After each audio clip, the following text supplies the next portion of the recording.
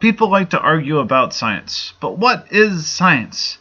It's kind of like arguing about who the best clutch hitters are in baseball. Unless you have a good definition about what you're talking about, you're going to have a intense but a futile argument. But we should be able to have a productive discussion about what science is, shouldn't we?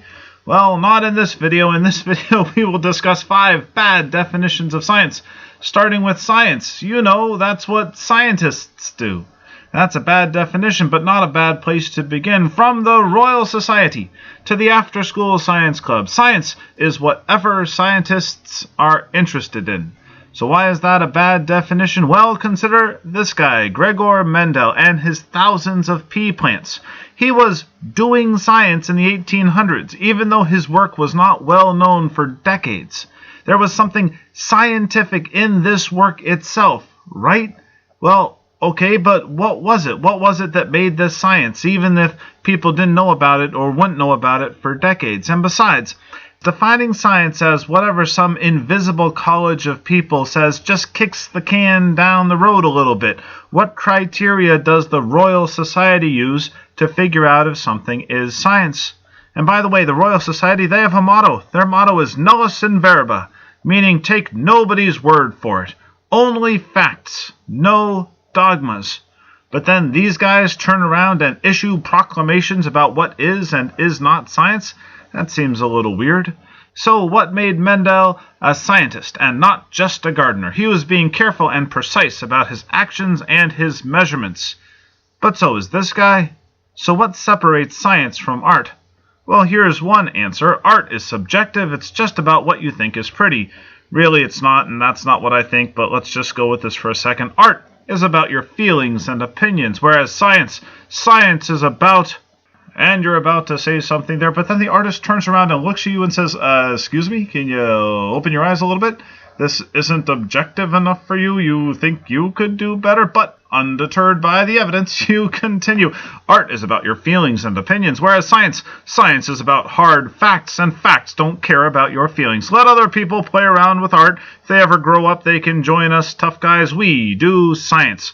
Hard science. Paint your silly pictures, but when it comes to designing an automobile engine or a highway system, we all know who you'll turn to. Just a couple questions about this theory. First, hey, Mustafa, should I let scientists pick my wife for me? And, hey, Hippocrates, just a question here for you. Is that your opinion about science? Uh-oh, gotcha. And we're caught in the vortex. And I wanted to point that out, not just to be snarky, maybe I wanted to be a little bit snarky, but also to show that when we're talking about science, we're talking about knowledge, which is difficult, and that's okay. And this all is not really something that we should be relying on memes for, but hey, they're interesting, they help keep it light, and we're talking here about the view of science as heroic. Science as the thing that lifts up human potential out of the chaos and the misery of ignorance. And there is a reason I started with Hippocrates. This view goes all the way back to the ancient Greeks, all the way back to this guy, Prometheus. He stole fire from the gods and gave it to man. But not just fire for heat, but reason, intelligence. And since then, we, us humans, have been different from the animals. They might be faster and stronger, but we alone can fight back against chaos. We can stand boldly in the light of truth, that truth revealed to us in our experiments, revealed to us by our reason. This is science as heroic. This is what superfans tell themselves about science. And by the way, in this painting, which is not exactly objective, this shows Galileo at his trial. And if all you know about Galileo and his trial is that science good, religion bad, then you don't know much. It is much, much more interesting than that.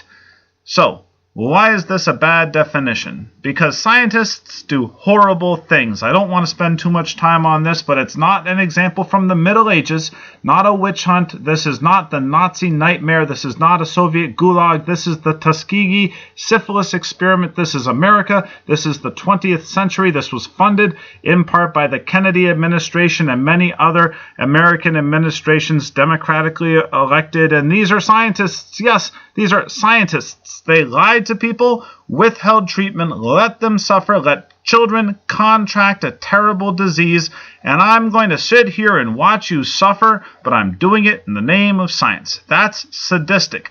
That's evil, and that is science. If you define science as that thing that lifts up human potential, well, if it involves getting tortured, count me out. And you could say that this Tuskegee experiment wasn't, quote, real science because it was unethical, but then you're just basically saying everything good is science, everything bad is not science. That's a weak definition. Science has a dark side.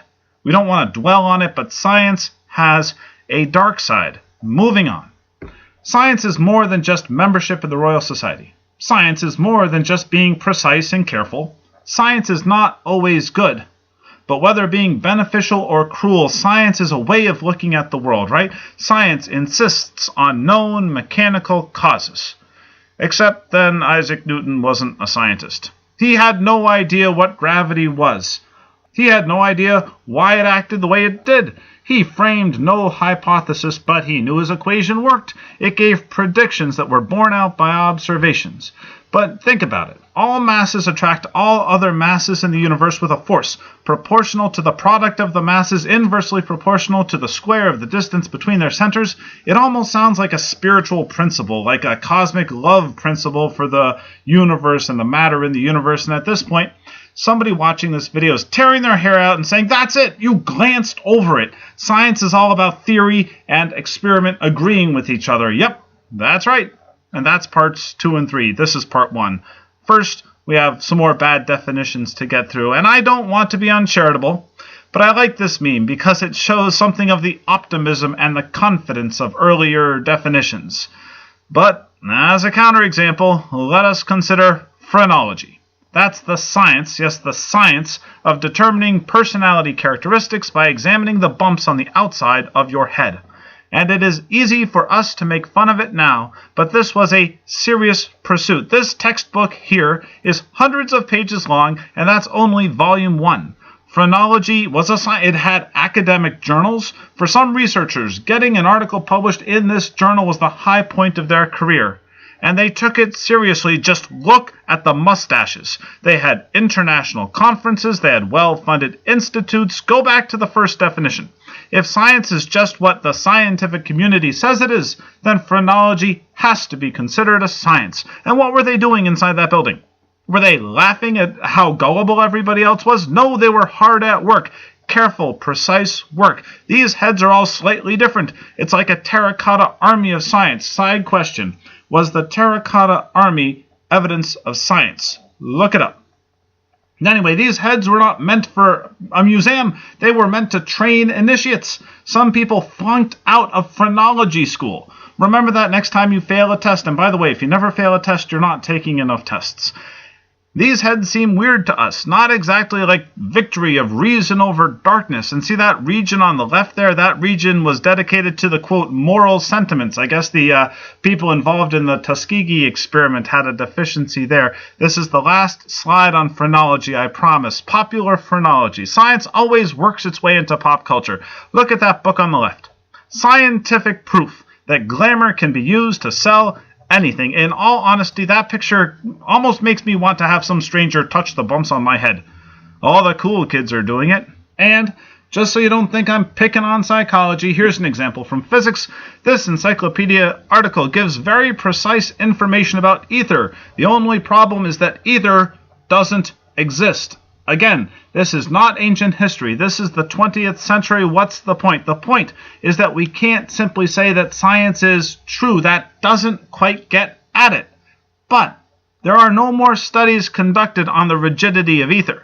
There are no more phrenologists. Or are there? I listened to a lecture once connecting the earlier work in phrenology directly to the current and very compelling approaches to cognitive neuroscience that use MRIs and other tools. No, the shape of your head does not provide useful information about your personal character. But we would not have known that had we not checked. I mean, some people could have guessed that, but you wouldn't be sure unless you checked.